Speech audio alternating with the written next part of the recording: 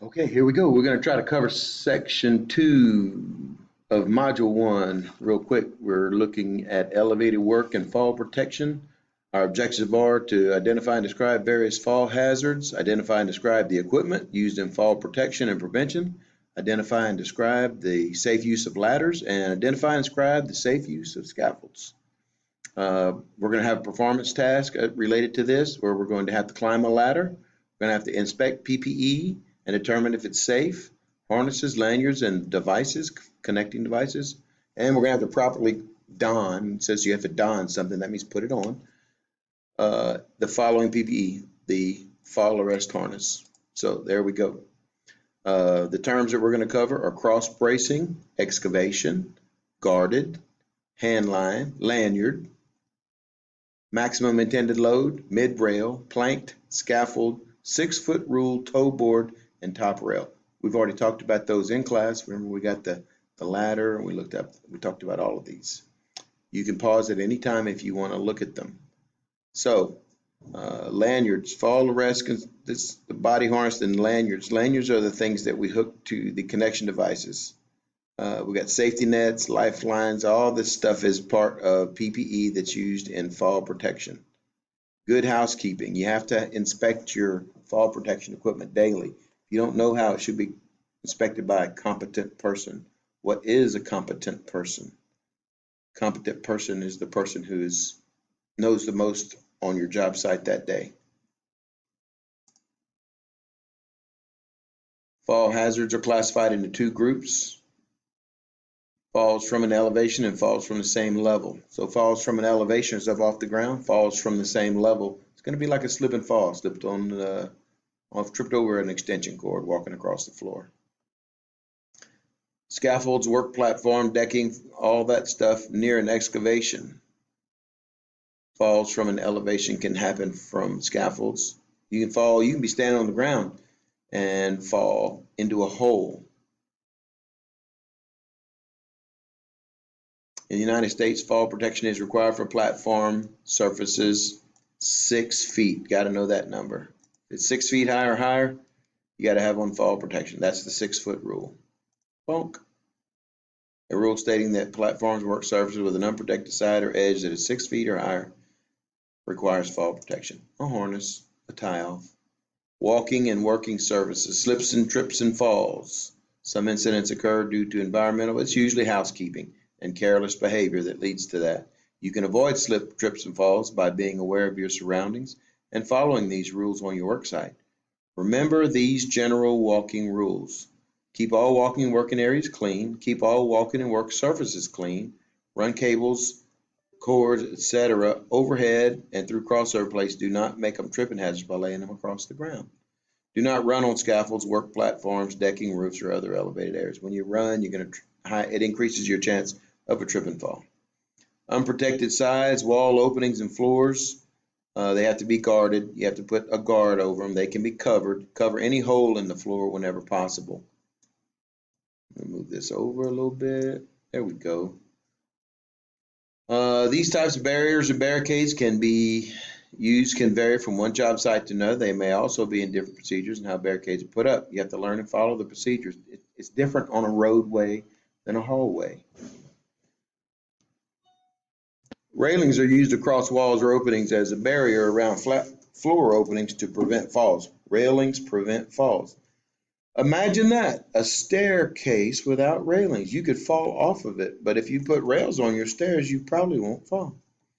Warning barricades allow workers to hazards. Warning barricades. Imagine that. Red means danger. These are the colors. Red means danger. Underline. Yellow means caution. These are going to be test questions. Underline. Yellow and purple together mean radiation. Where would you find radiation?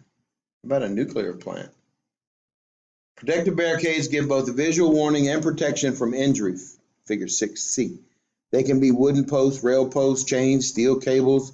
People should not be able to get past protective barriers. Blinking lights are placed on barricades so they can be seen at night. Hole covers are used to cover open holes in the floor or ground. Here's some examples: A, B, C, D, E. Common types of barricades. Hole covers must be cleaned, cleated, wired, and otherwise secured to prevent them from slipping sideways.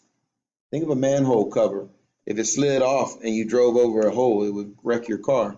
That's why they have to be able, the covers are heavy and they fit down in a hole. And the hole has to be clean or the cover's going to wobble or come off. Hole covers must be strong enough to support twice the weight of anything that may be placed on top of them. And never store materials on a hole cover. Guard all stairway floor openings with the exception of the entrance with standard railing and toe boards. We know what those are. Guard all wall openings where there is a drop of more than 6 feet. In other words, if you open up a wall and somebody stepped through there and they fell and it'll be further than 6 feet, you got to put a barricade up there. The 6 feet rule, it's everywhere. Fall arrest. The key to preventing serious injury is fall arrest. Body harnesses. Anchor points. That's where you tie your lanyard to. Anchor points must be rated at or equal to 5,000 pounds braking or tensile strength or twice the intended load.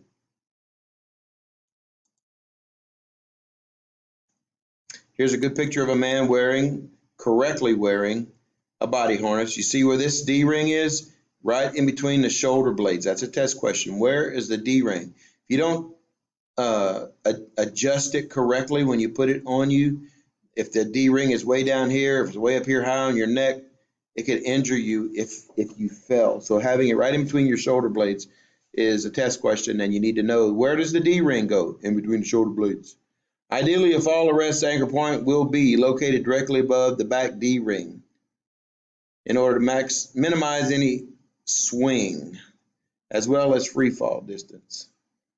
Where does it say shoulder blade? It doesn't right there, but we're coming up on it, I'll bet you.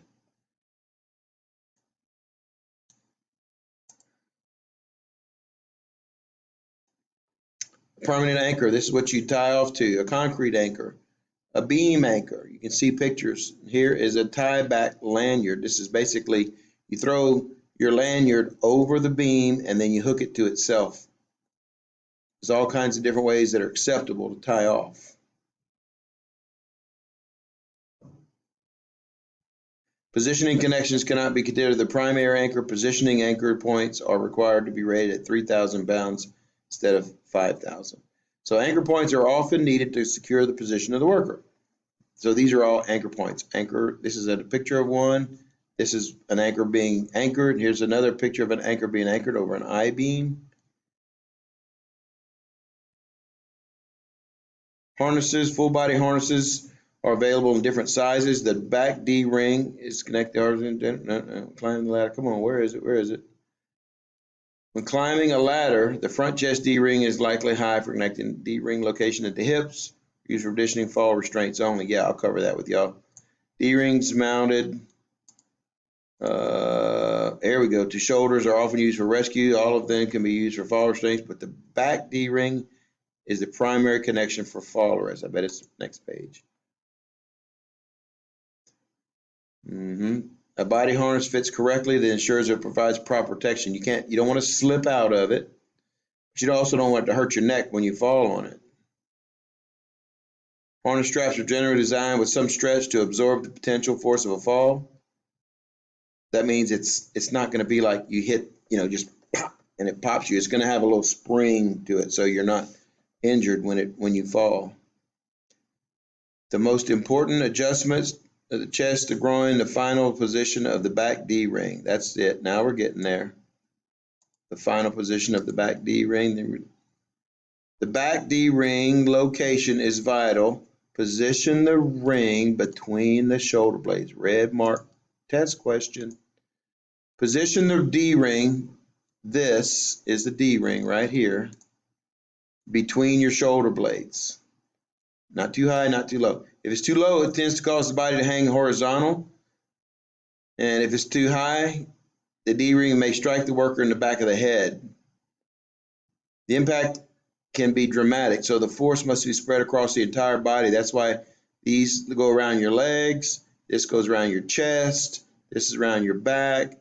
So your whole body absorbs it instead of just your back of your neck.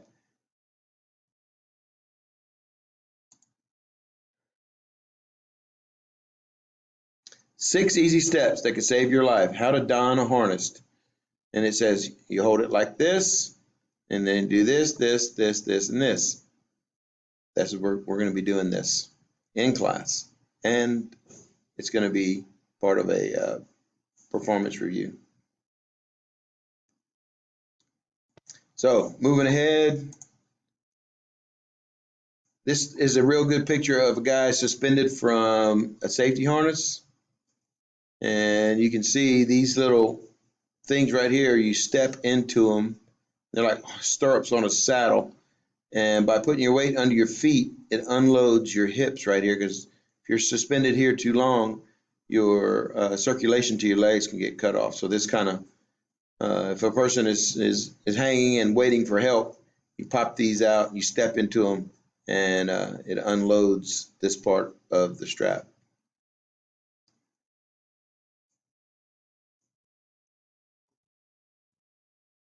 These are some good pictures of snap hooks. Next page. All right, we're moving now into carabiners and shock absorbing and retractable different kinds of lanyards. I'm gonna go ahead and stop here, 2.2.3, and we will review.